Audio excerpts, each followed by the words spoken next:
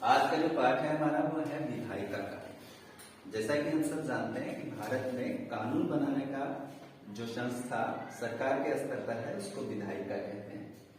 तो केवल कानून बनाने वाली संस्था को विधायिका नहीं कहते हैं, कानून बनाने के अतिरिक्त भी विधायिका के कार्य हैं। वे संविधान में संशोधन भी कर सकते हैं।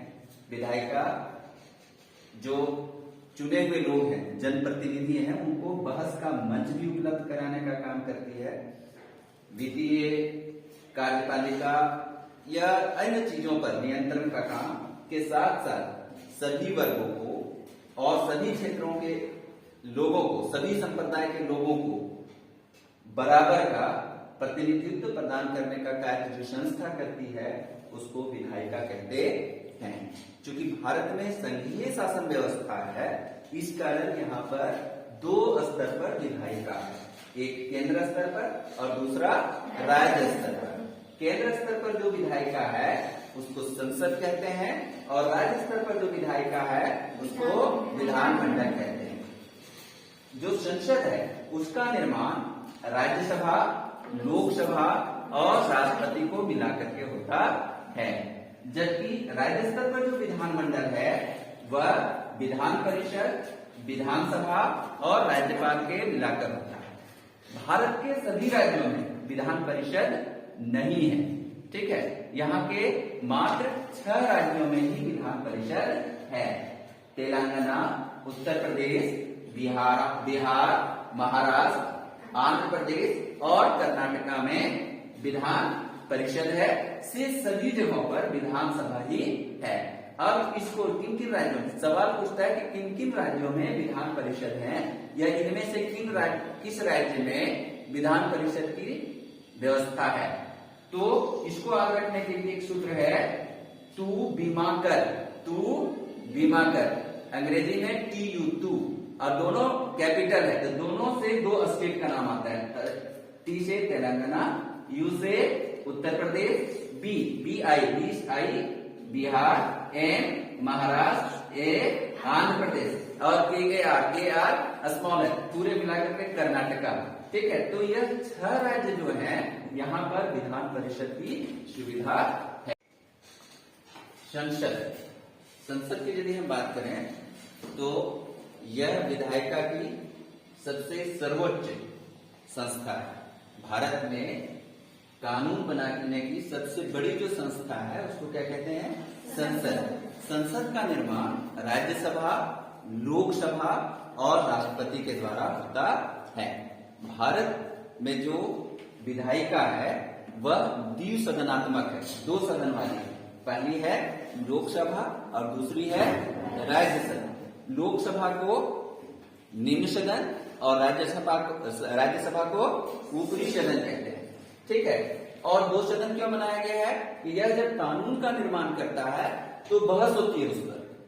कई बहस क्यों होती है कि उसको जांचा जाता है कि यह सही है या गलत है, ठीक है। और जब लोकसभा में इसको पारित कर देते हैं तो इसको राज्यसभा में भेजा जाता है। राज्यसभा के लोग इसको देखते हैं, मतलब एक ही कानून को 2 बार जांचने का काम संसद में हो जाता है। जब दोनों जगह से पास हो जाता है तो राष्ट्रपति उस पर मुहर लगाते हैं, तब वह कानून का रूप लेता है। तो संसद जो है, जो भारत की सर्वोच्च कानून बनाने की संस्था है, उनका काम है कानून बनाना। दूसरा है संविधान में आवश्यक संशोधन करना, वित्त एवं कार्यपालिका पर नियंत्रण रखना और जनप्रतिनिधियों को बहस के लिए मंच उपलब्ध कराना, सभी वर्गों, सभी संप्रदायों और सभी क्षेत्र के लोगों को देश की शासन व्यवस्था में प्रतिनिधित्व प्रदान कराना किसका काम है? संसद का काम है। अब बात आती है लोकसभा और राज्यसभा की। लोकसभा में जो मेंबर होते हैं उसको मेंबर ऑफ पार्लियामेंट कहते हैं, लोकसभा के सदस्य। लोकसभा के सदस्यों का जो चुनाव होता है वह भारत की जनता करती है। भारत की वैसी जनता जिनकी उम्र कम से कम 18 वर्ष हो और ये मतदाता सूची में जिसका नाम दर्ज है, वे भारत के लोकसभा के सदस्यों का चुनाव प्रत्यक्ष रूप से करते हैं। इस कारण लोकसभा के सदस्यों के चुनाव की जो प्रक्रिया है उसको कहते हैं प्रत्यक्ष चुनाव। ठीक है। अब संपूर्ण भारत को कई लोकसभा क्षेत्रों में बांटा गया है। भारत में जो चुनकर आते हैं लोकसभा के सदस्य वह कुल है 543 और इनको 5 वर्षों के लिए चुना जाता है। प्रत्येक क्षेत्र से, प्रत्येक लोकसभा क्षेत्र से उम्मीदवार खड़े होते हैं, उसकी निर्धारित योग्यता है, उनकी उम्र कम से कम 25 वर्ष होना आवश्यक है, भारत का नागरिक हो, दिवालिया घोषित नहीं हो, वैसे व्यक्ति इसके लिए उम्मीदवार के पात्र होते हैं और उनकी उम्र कम से कम कितनी होनी चाहिए? 25 वर्ष। और 25 वर्ष वाले नामांकन करते हैं, फिर लोग उनको वोट देते हैं और जिनको सबसे अधिक मत मिलता है वैसे व्यक्ति चुन करके संसद में जाते हैं। संसद की अध्यक्षता जो है उन्हीं मेंबर में से एक को अध्यक्ष चुना जाता है, जिसको लोकसभा अध्यक्ष कहते हैं और लोकसभा अध्यक्ष ही इसकी अध्यक्षता करते हैं। इसको भंग किया जा सकता है यदि कोई सरकार अल्पमत में आ जाती है, कोई सरकार बनाने के लिए तैयार नहीं है, तो राष्ट्रपति इसको भंग कर देते हैं। जब यह भंग हो जाती है इस कारण इस सदन को अस्थायी सदन भी कहा जाता है और फिर से चुनाव में लोग जाते हैं। यूपी में, भारत में यदि हम बात करें कि सबसे ज्यादा लोकसभा की सीट किस राज्य में है तो उत्तर प्रदेश में है और हम अपने राज्य की यदि बात करें तो झारखंड में कुल मिलाकर के 14 लोकसभा के सीट हैं और हमारा जो लोकसभा है वह है गिरिडीह लोकसभा क्षेत्र। और भारत गिरिडीह लोकसभा क्षेत्र के जो वर्तमान एमपी हैं वह कौन है? चंद्र प्रकाश चौधरी। ठीक है। अब बात आती है राज्यसभा की। राज्यसभा की बात करें तो यहाँ पर राज्यसभा के जो सदस्य हैं उनका चुनाव जनता प्रत्यक्ष रूप से नहीं करती है, बल्कि उनका चुनाव जनता के चुने हुए प्रतिनिधि जो विधानसभा के सदस्य हैं वह करते हैं। इस कारण इसको अप्रत्यक्ष मतदान या अप्रत्यक्ष चुनाव कहते हैं। राज्यसभा के जिन सदस्यों का चुनाव होता है वह अप्रत्यक्ष विधि से होती है। यह क्या है? भारत में कुल मिलाकर के 245 राज्यसभा के सदस्यों का चुनाव होता है, जिसमें 12 राष्ट्रपति के द्वारा वैसे लोग जो खेल के क्षेत्र में, साहित्य के क्षेत्र में, विज्ञान के क्षेत्र में अद्भुत काम किए हैं, विशेष काम किए हैं, उनको मनोनीत किया जाता है। ये सदस्य 6 वर्षों के लिए चुने जाते हैं और इनकी जो चुनाव होगा, जिनकी उम्र 30 वर्ष होगी वही राज्यसभा के चुनाव में भाग लेने योग्य होंगे और शेष जो लोकसभा के सदस्यों के चुनाव की जो योग्यता निर्धारित है वही योग्यता लागू होती है। इस राज्यसभा के सदस्यों का सभापतित्व जो करते हैं वह उपराष्ट्रपति होते हैं। ठीक है। इसको भंग नहीं किया जा सकता है। 2/3 सदस्य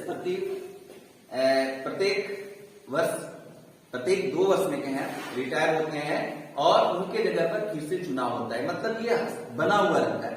इस कारण राज्यसभा को अस्थायी सदन भी कहते हैं।